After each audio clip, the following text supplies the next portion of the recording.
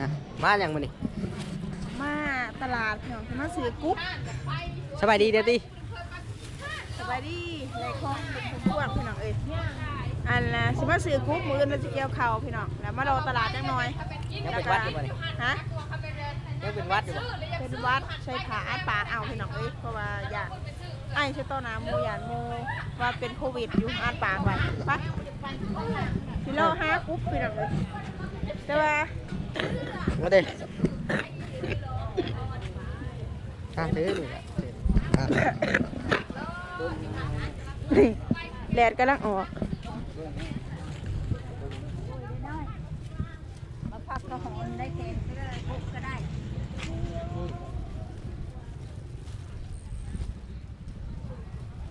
มื่อนี้เป็นมือออกพรรษาได้ออกพรรษาเพิ่นกับคนบ่ค่อยหลายเราเพิ่นไปบุญชมเพื่อมันแบนไปไหนฮะแหละ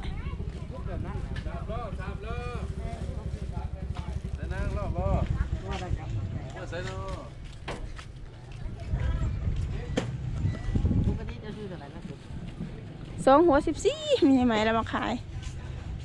เด็กใหญ่อยู่ด้วยนี่ปองเอ้ยเบิ่งกุ๊บมันก็ถ่ายเอากุ๊บติเด็กใหญ่อยู่ด้วยปองเอ้ยฮะใหญ่แล้วมันยังกลางแดดได้บ่ใหญ่โคตรดิถามแล้วดู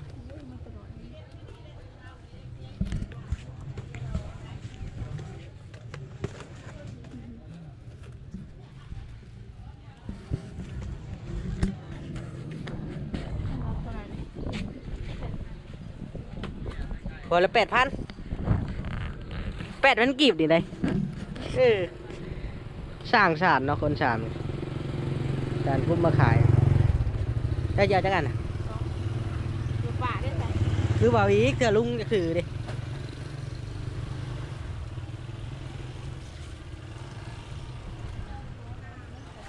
8 3 เช้า4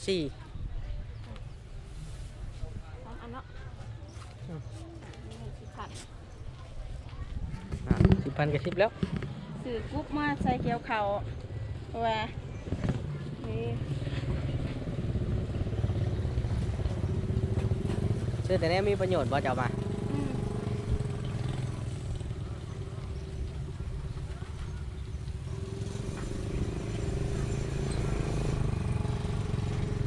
8 3 เช้า4ได้เช้า4,000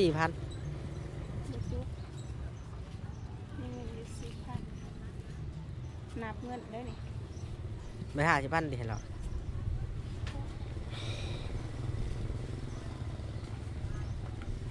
เอา3 อันป่ะเจ้า3 อันเพื่อว่าลุงอยากใส่น้ำหรือผู้ใดใส่ก็ได้มันแดดพี่น้องมันแดดแล้วแต่ถ้าผู้ใส่เนี่ยเป็นไข่ตืมกระตุกแล้วบ่ฮะทิ่มกระตุกถิ่มจนมันรูดมือ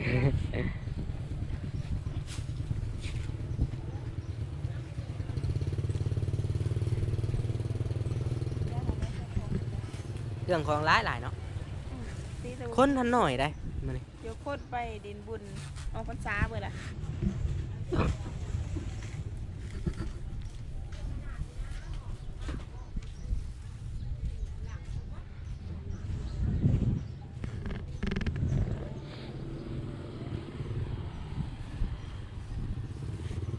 ตลาดโลกเนาะตลาดลูกเขาไปกินยังไหนติเราจะกินยังเป็นหาธงจางใช่ย่างดี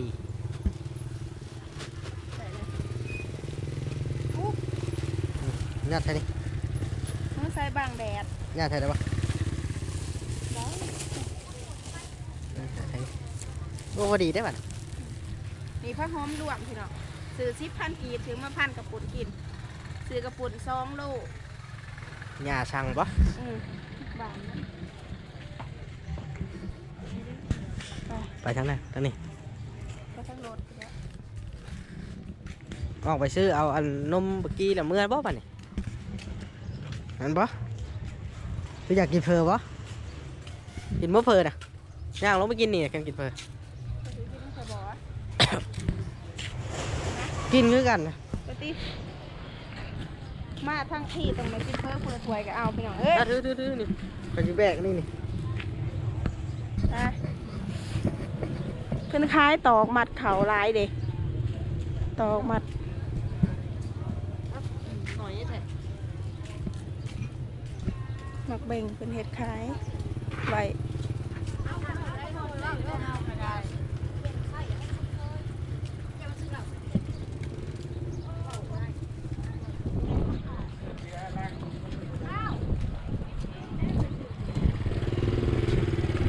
ยังคมข้ออยู่ได้ก่อนเดี๋ยวฮะสิไปกินเฟอก่อนพี่น้องเอ้ยเดี๋ยวสิสั่งเฟอผู้ละถ้วยโซดหอนๆเดี๋ยวจักสิกลับบัดนี้เพราะว่าฝ่าวเมื่อลูกบ่สบายเด้เอาเพิ่นนอนแล้วก็มาแต่7 โมงโหมาซื้อของปับแล้วก็สิฝ่าวเมื่อพี่น้องเอ้ย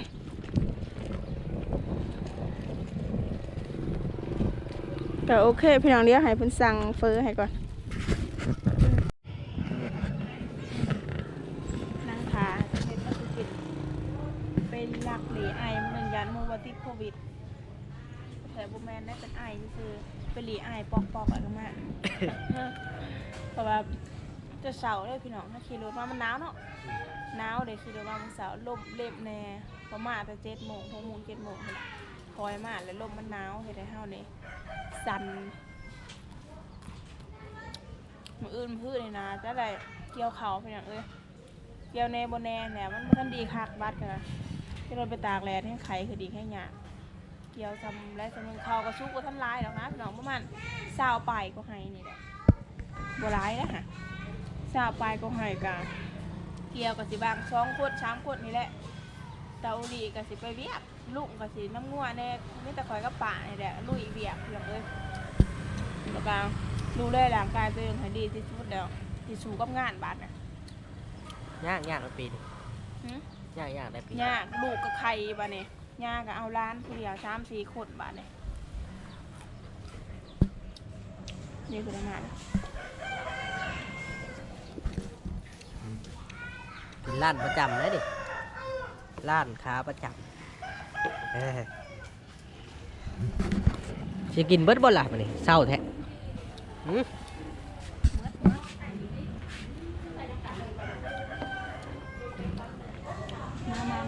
มาโชว์ถอนๆพี่น้องเลย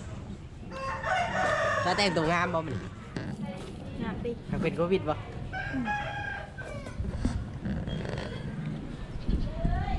หนาวบ่รบหนาวเลยเนาะแล้วเกี่ยวเข่าเขาโอเคพี่น้องเอ้ยมาหอนเหือนนั่นแหละลืมไปพี่น้องเอ้ยมันอยากไล่ขี่รถเลยหลุมพุ่มพวงก็เลยบริทายให้เบิ่งแต่ว่ามาหอนเหือนนี่แหละอะไรหมากล่องกองผัว1พี่น้องมาฝากเขาหมากล่องกองซื้อ14,000มาสู่ร้านกินลูกชายก็บ่สบายพี่น้องเอ้ยนี่นอนในโออยู่นี่นอนมือตะเปะอยู่ที่เอากินตะยาเป็นไข่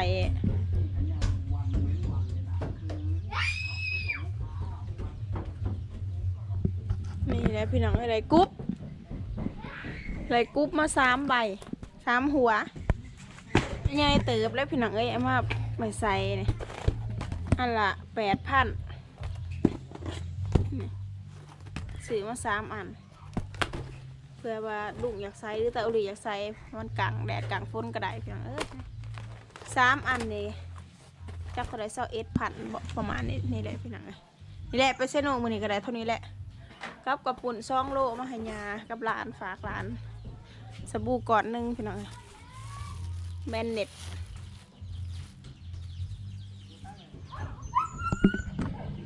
เพื่อนกับ6แม่แล้วเด็กหน่อยมันหลายแล้วก็กระปุ่นพี่น้องเลยหรือว่าขนมจีน2 โลเอามาไว้ให้ยาเห็ดน้ำพันกินก็ได้ต่ำก็ได้ให้อาหารก็ได้แก้วกบพี่น้องถอดปลา